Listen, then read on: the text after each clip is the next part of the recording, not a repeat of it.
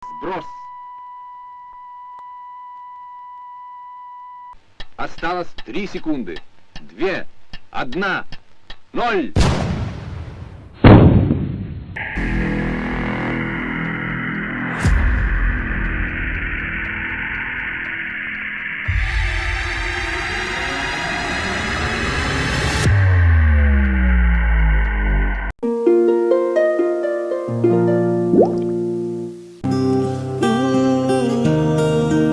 Assalamualaikum sahabat YouTube, apa kabar Anda hari ini?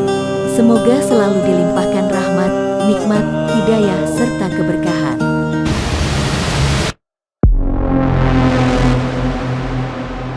Konflik Rusia dan Ukraina masih berlanjut hingga saat ini, yang dikhawatirkan akan menyebabkan resiko perang nuklir di antara kedua negara. Ancaman perang nuklir sejak pasukan Rusia menginvasi Ukraina menjadi permasalahan yang sangat serius, terutama jika bergabungnya militer dari negara-negara lain. Radiasi dari ledakan nuklir sangat berdampak bukan hanya pada lingkungan, tetapi juga kesehatan masyarakat yang berada di wilayah tersebut.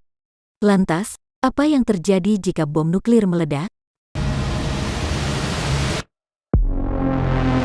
Dilansir dari Life Science, Kamis, tanggal 10 Maret tahun 2022, perang nuklir dalam skala penuh diprediksi akan menyebabkan banyak kematian di seluruh dunia.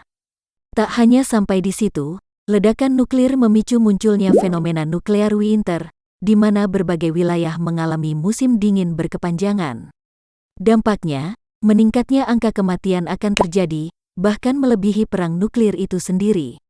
Sejumlah pakar kebijakan luar negeri menilai, konflik politik yang melibatkan nuklir dalam skala terbatas sekalipun, bisa menghancurkan area di dekat ledakan, meski tidak menimbulkan efek perang nuklir secara global. Saat ini terdapat berbagai jenis dan ukuran senjata nuklir, namun bom yang lebih modern berpotensi memicu reaksi fisi di mana dampaknya bisa sangat menghancurkan. Adapun reaksi fisi tersebut umumnya dikenal sebagai bom atom, sama seperti bom yang menghancurkan kota Hiroshima dan Nagasaki di Jepang pada akhir Perang Dunia II. Bom atom tersebut memiliki kekuatan ledak antara 15 kiloton hingga 20 kiloton TNT. Ada pula senjata nuklir yang memiliki efek serupa, sampai menimbulkan kerusakan parah, misalnya bom termonuklir atau hidrogen, yang memanfaatkan kekuatan reaksi fisi, guna menggabungkan atom hidrogen. Berdasarkan analisis Union of Concerned Scientists, senjata nuklir ini memiliki panas yang sama dengan panas matahari. Lantaran sangat membahayakan, bom termonuklir hanya pernah diuji, dan tidak pernah digunakan dalam peperangan.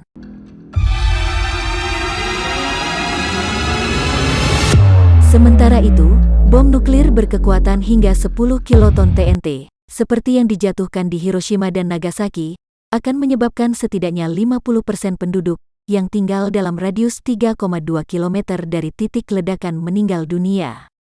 Diungkapkan International Campaign to Abolish Nuclear Weapons, ICAN, ledakan nuklir di udara juga berpotensi berdampak ke wilayah yang lebih luas. Banyaknya kematian disebabkan oleh kebakaran, paparan radiasi yang intens maupun cedera fatal lainnya. Para ahli memprediksi, sejumlah besar penduduk akan terluka usai ledakan berlangsung, sementara yang lainnya mungkin tertimpa reruntuhan bangunan. Oleh karenanya, situs web pemerintah Amerika Serikat, ready.gov, mengimbau agar semua orang bisa berlindung di ruang bawah tanah ataupun tempat perlindungan selama 24 jam untuk menghindari paparan radioaktif. Sebagian orang juga terpapar radiasi nuklir sekitar 350 ronsen selama beberapa hari, yang kemungkinan besar akan meninggal karena keracunan radiasi akut. Di sisi lain, efek bom nuklir terparah ialah dalam kurun waktu 48 jam usai ledakan terjadi. Menurut Oak Ridge National Laboratorium, dalam bukunya yang berjudul Nuclear War Survival Skills, dengan adanya salju atau hujan yang turun, partikel nuklir yang tersebar jauh, mungkin lebih minim radioaktivitas pada saat turun ke permukaan.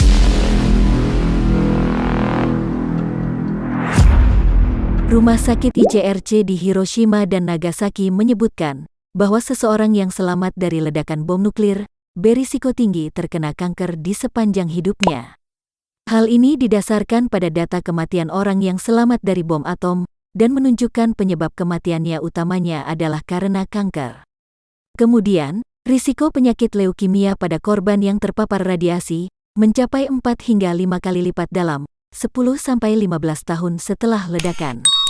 Perang nuklir juga mengancam lingkungan, terutama lahan pertanian. Di Ukraina, yang sebagian besar menghasilkan gandum, mungkin akan merasakan dampak ini.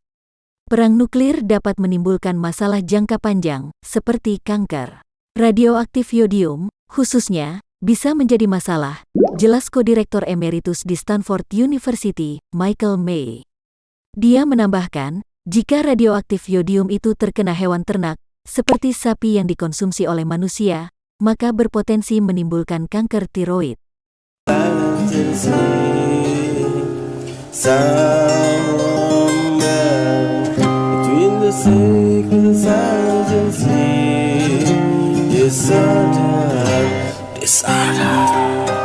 Disorder.